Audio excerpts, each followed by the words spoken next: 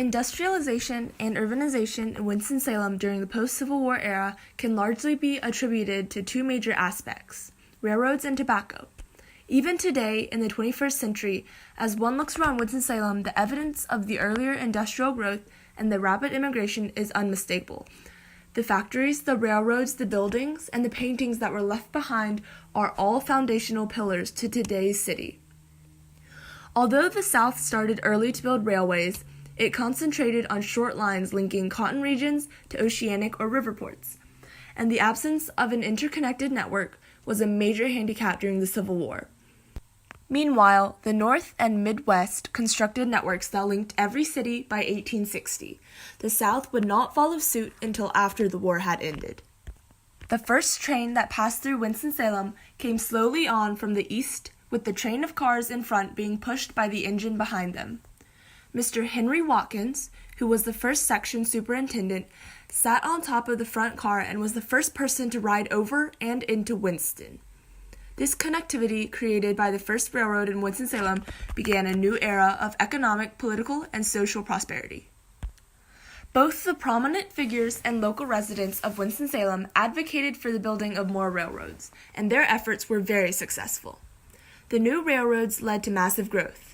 The difference between the census of 1870, the last census before the railroad arrived, and the census taken 10 years later, the next census after the railroad arrived, was astounding. The population jumped from 443 people to more than 4,000. By 1920, when the consolidated Winston and Salem census was taken, more than 40,000 people called the city home, making it the largest city in North Carolina.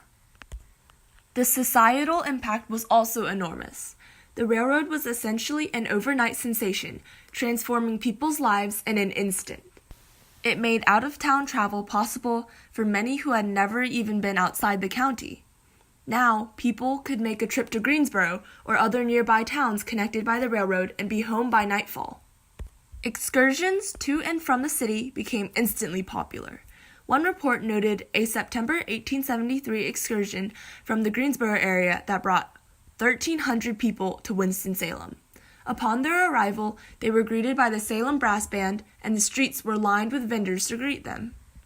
An entire state away, Richard J. Reynolds, the son of a tobacco manufacturer in Virginia, had prospects for opening his own tobacco company.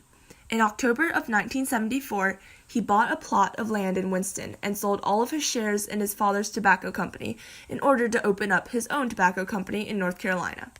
In 1875, at age 25, he officially left his father's plantation in Patrick County, Virginia, to establish his own tobacco factory in Winston-Salem, North Carolina. After his arrival, Reynolds joined the group of people who advocated for the expansion of the railroad, and their efforts were soon rewarded.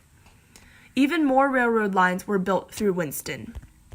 Reynolds bought his first factory building from the Moravian Church and established the Little Red Factory with seasonal workers.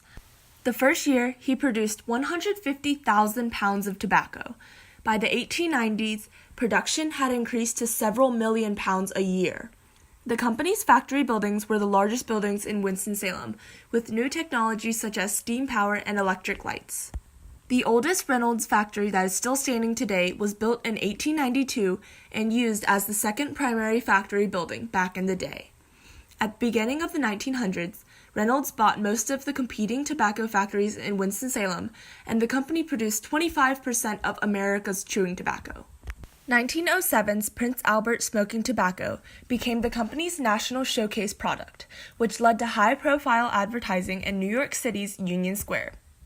The Camel cigarette became the most popular cigarette in the country. The Reynolds Company imported so much French cigarette paper and Turkish tobacco for Camel cigarettes that Winston-Salem was designated by the United States federal government as an official port of entry for the United States, despite the city being 200 miles inland. Winston-Salem was the 8th largest port of entry in the United States by 1916. In 1917, the company bought 84 acres of property in Winston-Salem and built 180 houses that it sold at cost to workers to form a development called Reynoldstown. R.J. Reynolds' business grew steadily, and in 1888 it was incorporated as the R.J. Reynolds Tobacco Company. Although Reynolds was not the only tobacco company in Winston, it definitely stood above all others because of its success and its long-lasting legacy. Reynolds was known for being a kind and caring employer who was fair and just to his employees, whether they be black or white. Decent wages and promises of a better future drew men off of nearby tenant farms to work for Reynolds Tobacco.